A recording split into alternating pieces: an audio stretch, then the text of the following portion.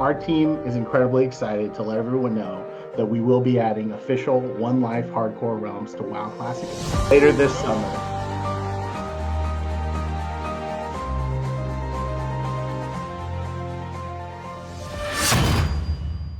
The hardcore servers are releasing soon, and it's important to survive rather than level fast. Trust me, dying on this challenge is absolutely heartbreaking and you want to avoid it. But luckily I have 40 tips to ensure that you will get to level 60 without any heartbreak. I don't want to toot my own horn here, but this video will go into more detail than any other video you've seen, trust me. And I'm also going to waffle as little as possible. So number 1.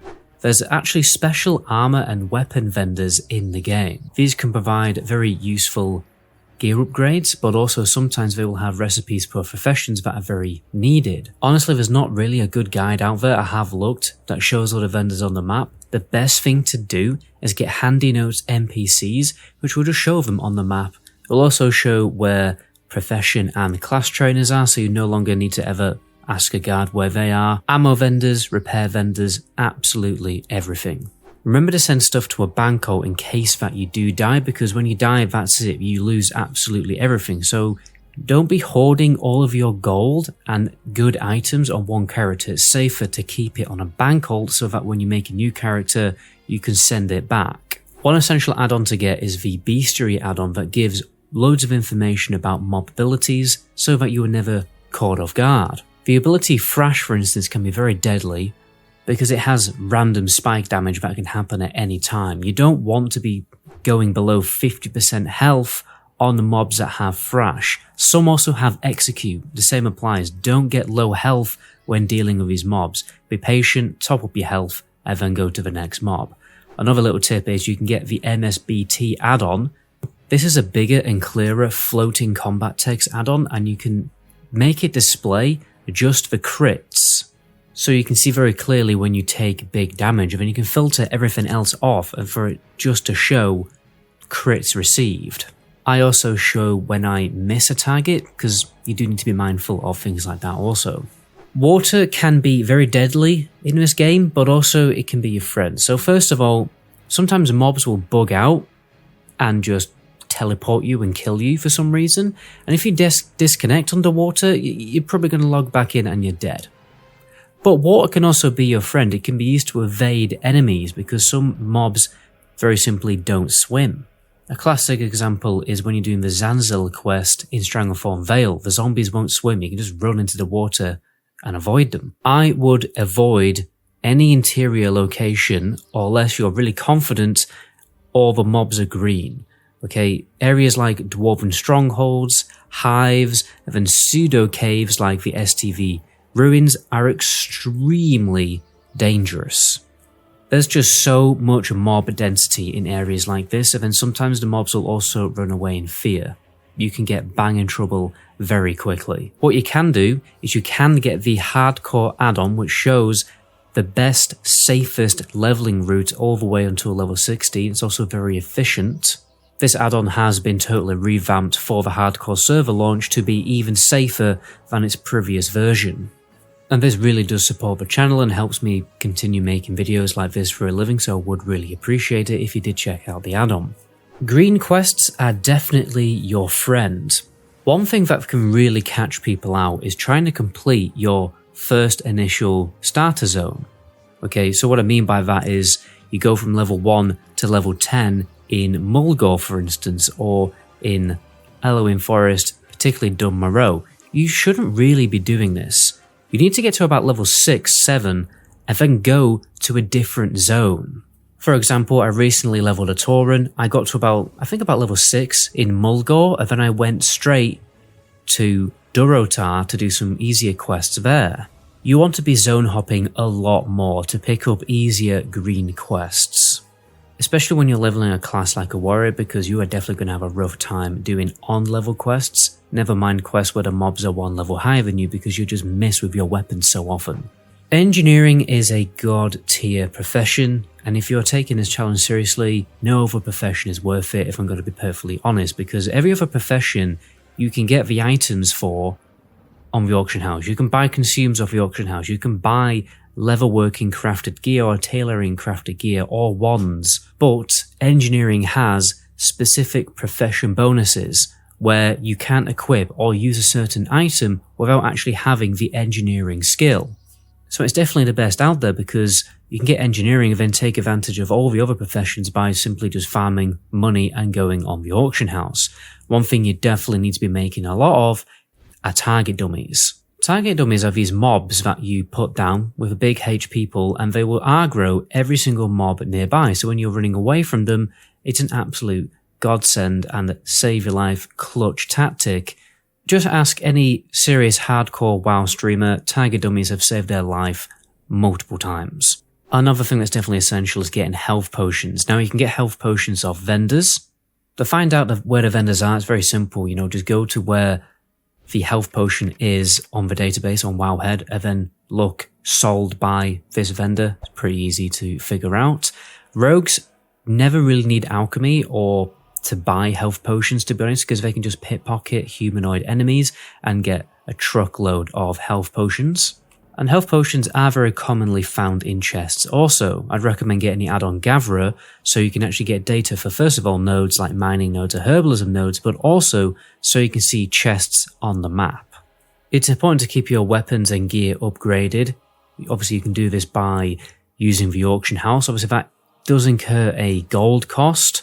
So be mindful of that because obviously you need to keep your spells upgraded and you want to also be able to afford a mount at level 40. But I feel like on this challenge you are going to have to accept that you're going to wait a little bit longer to afford your mount because it is more important to actually get to level 40 in the first place. So honestly, doing grinding for gold is probably something you are going to have to do, but at the end of the day you're going to get loads of XP in the process anyway. Now if you want a very detailed weapon progression guide for every single specialization in the game, I made a huge weapon progression spreadsheet ages ago and you can still access this if you just subscribe to the channel. Go to my subscriber only video and you'll find it in the little description box. You'll also find a big classic era add-on pack if you want to make your UI look like mine, or if you see an add-on from my footage in the background you're wondering what it is, it's going to be in that add-on pack. Exploit line of sight when you're dealing with casters, because what will happen is the caster will stop casting if he doesn't have you in line of sight. But be careful though, because sometimes this just doesn't seem to happen for some reason and the mobs will just cast through walls and through trees. So just be careful.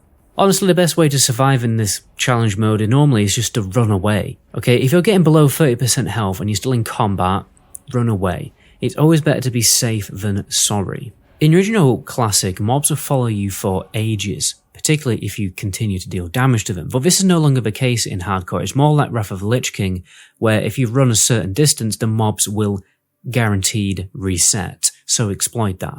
Another stupid thing that can happen in this game, very similar to this line of sight issue, is if mobs are above you, but they're still kind of close to you, like as if they were on the same level as you and they were close to you, they would be able to hit you. It doesn't matter if how high they are or whether they're below you, they'll still be able to hit you, unfortunately.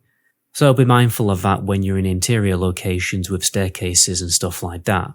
One very useful item that the Alliance can get is called the Light of a Loom, which is basically like a divine shield. You can combine it with a hearthstone if you're absolutely goosed and need to escape a cave or something, but unfortunately it is a one-time use item.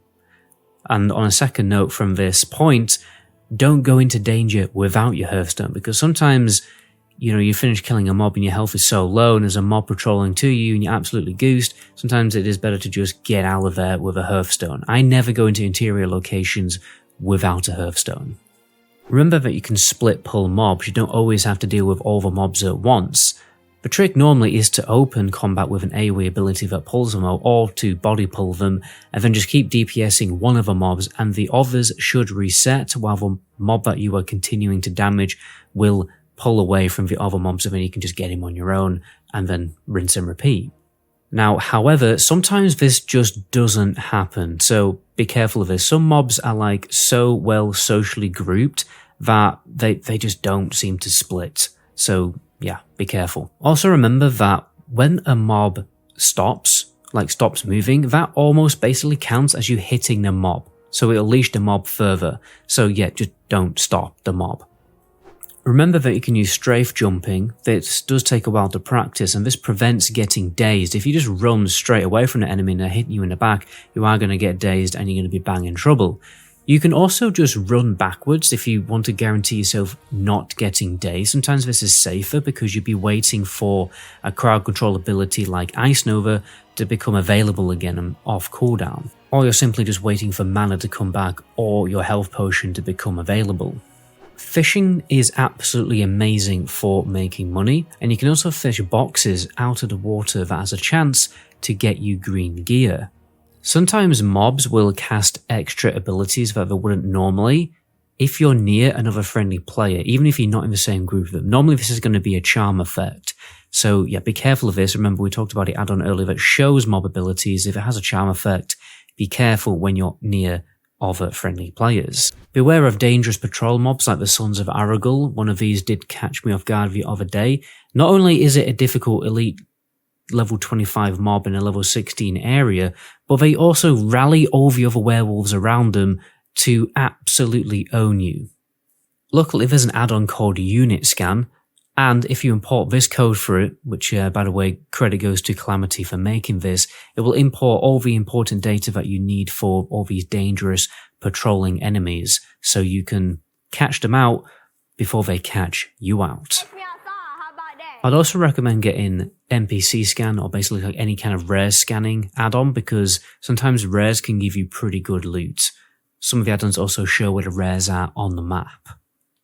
Remember to save scrolls. Don't be vendoring those things because they are very useful. Save them for difficult moments like going into interior locations. I'd also recommend buying consumes off the auction house for these dangerous moments.